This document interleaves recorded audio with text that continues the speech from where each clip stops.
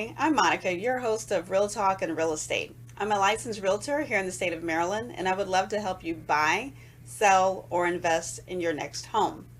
Today's topic is New Year, New House. So I'll be providing some great home buying tips to get you ready for the new year.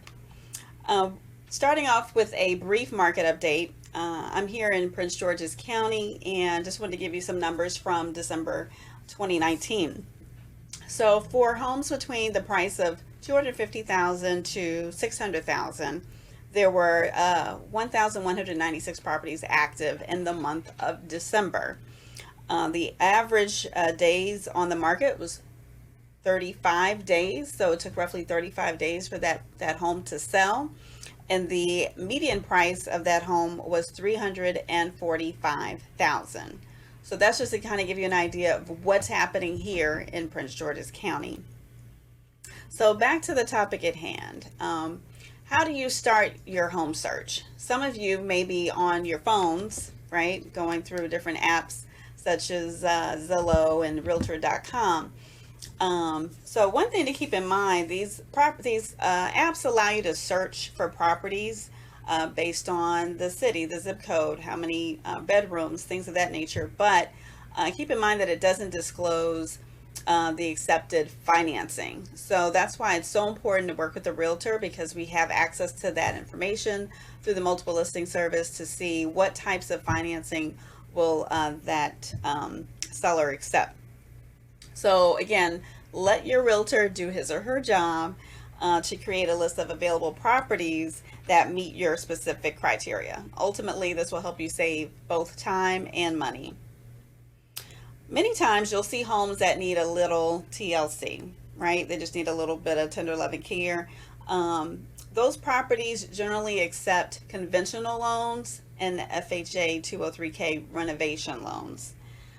And here's why. Because with an FHA loan, it has to pass inspection. And if it doesn't meet inspection, they're not going to back the loan. So it's really important to understand that as you begin your search, so that if you're dealing with a fixer-upper, you have to deal with a certain type of loan like the 203K to be able to support that fixer-upper. Otherwise, if you're in a traditional FHA type loan, that needs to be move-in ready to go. Okay. Conventional loans are not as restricted when it comes to the inspection. So again, with FHA 203K loans, they're created to be renovation loans, but you may need additional cash reserve because again, you never know what's behind the scenes when it comes to more work on a property.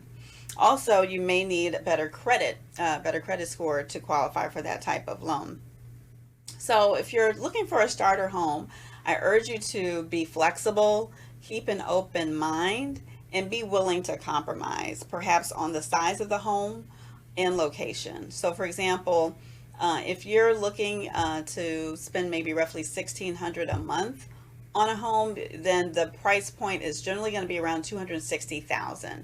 So for instance, if you're here in the local area like Prince George's County, that would definitely look like a really nice townhome. It could be 2 levels, could be 3 levels, it just depends. But it's just really important to understand, because if you have your mindset on a single family home and your price point is a little shy of that, you're either going to switch it up a little bit in terms of the type of home you can purchase, or save more money. So keep that in mind when beginning your search. Also, you'd be amazed at what a fresh coat of paint and new flooring will do. It literally can give that home a facelift overnight. So remember, it's your first home, not your last, and you can always upgrade later. So how will you know when you're ready to buy? It's very simple. You've done the work. You're pre-qualified, which simply means that you've submitted your application to your lender. They will verify your employment, verify your income, ask for your pay stubs, possibly tax returns. But it's important to speak with your existing bank or credit union and find out what they're willing to do for you since you've been a member of that institution. And then also interview other lenders as well and see who's familiar with local home buying programs based on where you live, where you're looking to purchase, or perhaps even your occupation. A lot of times there's benefits for folks who are serving in the military, law enforcement, police, healthcare. So again, you want to work with a lender who is going to be able to maximize your benefits in your home search. Also, once you know how much you can afford, you can get clear, get that 2020 vision about how much house you can afford. And it's very important to know that information before really starting the search. Knowing what's on your credit report. This is really one of the first steps in purchasing a home. And I'm excited to have Benita Grant. She's a credit repair specialist. She'll be joining us next week on Real Talk and Real Estate. But just to kind of touch on that, you may need to pay off some debt, right? To really put yourself in a solid position when it comes to qualifying for a loan. There's something called debt to income. So it considers all of your monthly debts, whether that's to your car note, your student loan payments, credit card payments. It takes all that in consideration of how much house you can buy. So if you've done the work in advance to pay down your debt, you'll be in a much stronger position when it comes time to submit your loan application. Also, you just want to make sure that everything's correct on your credit report, and if there's a need to dispute things, you have time to do so. It's also a good time to do a budget. And that budget really is going to spell out everything that you spend on a monthly basis, from your housing expenses, whether that's rent, food, gas, insurance, your cell phone, cable, the whole nine. So you definitely want to make sure that you have an active budget, and it really shows you after you've paid all your expenses how much money is left, right? So what are you willing to sacrifice on a monthly basis? Say eating out. I did financial planning for many years, and the biggest thing that I see that people spend money on is eating out. Why? Because it's convenient. So we're driving through Chick-fil-A, we're driving through Wendy's and all of these fast food spots, but it adds up. Or even going out with friends, entertaining. That's like the first thing people do is go out to eat. So really be mindful of how much you're spending on a weekly basis in terms of eating out. It's easy to spend roughly $100 a week, and some of you may be spending more than that. But if you consider $100 a week, that's $400 a month. That would put a serious dent in paying off a credit card bill, or putting some money in an emergency fund, putting some money in your savings. So it's winter. I don't know about you, but I tend to hibernate in the winter. So this is a great time to break out that crock pot, get your Bubba Gump on. You can make lima beans, pinto beans, black beans, butter beans. You can get your beans on, and just think about how much money you'll save for this specific period of time, not forever, but how much you're willing to sacrifice to get to your new home. So let's eat some beans. So it's a new year, 2020. Perhaps you know that you're up for a promotion at work and you're expecting a pay raise. So before you start thinking about that new car you're gonna buy, or that new trip that you've been thinking about, maybe, just maybe, if you're really serious about purchasing a home, you make the decision to take whatever that increase is and tuck it away into a savings account. You could name it the house account. And that way you have made the decision to live off of what you're already earning now. Why? Because you're already doing it. You're already living off of what you make now. So that's a decision to make sure that every increase is going towards the house. So again, keep that in mind if you are expecting a pay increase. Also, we're approaching tax season. For some of you, you may be expecting a return. So think about that. Maybe you're expecting a significant amount, or even if it's just a small amount. Imagine having a purpose for those funds, right? A lot of times you get a windfall and you look back and you just wonder what happened to that money. But if you put a purpose on that tax refund, that whether it's to go towards paying off debt, paying off a bill, increasing your savings plan. Maybe you want to increase your retirement contributions, funding a Roth IRA, or again, back to the house account. This is money that you could have tucked away for future expenses. So whether that's your down payment, closing costs, earnest money deposit, consider putting that tax refund in a savings account.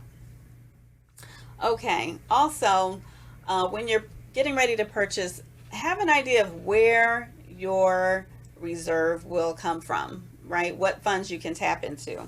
So perhaps you have a old retirement account.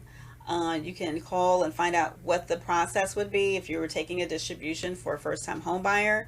Many times there's no penalty with that, but you do want to know how long does it take for them to do the transfer from your retirement account to your checking account.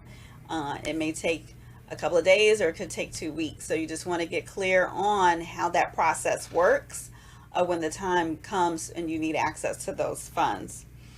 Also, keep in mind of the 3 items that you'll need money for when you are ready to buy. First up is your earnest money deposit. Usually that is 1% of the asking price. So if it's $300,000 for the property, you would write a check for $3,000. Again, 1% of the sales price, and that would go to the title company, and they keep that on deposit. So again, when you're writing that check, it means you have $3,000 in your bank account that will be in safekeeping for the deposit. So again, let's say you write the offer, they accept it, that deposit is then processed, meaning they will cash that check because that's going towards, that's your good faith deposit towards purchasing that house. Okay, and again, those funds will go towards paying down any of the closing costs that are associated with that purchase. And for some folks, you may need to order checks. Maybe you've been accustomed to using your debit card. You don't typically write checks because everything's on automatic bill pay or what have you. So you may need to order checks before you start your home search. It can be a complete setback when you see something, you're ready to go, and then you have to do something like a cashier's check or money order.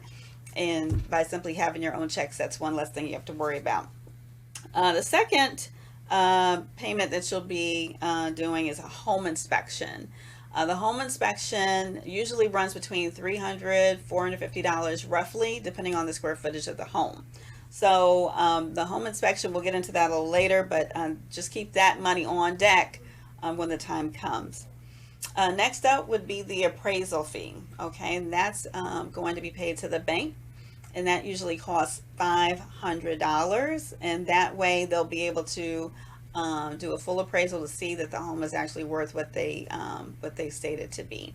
So again, 3 things that you will need to pay for when purchasing a home. First up, the earnest money deposit, then the appraisal, and the home inspection. Okay, so we're going to pause right there and take a quick commercial break. Please share this video with anyone who you might think would benefit, and we'll be right back.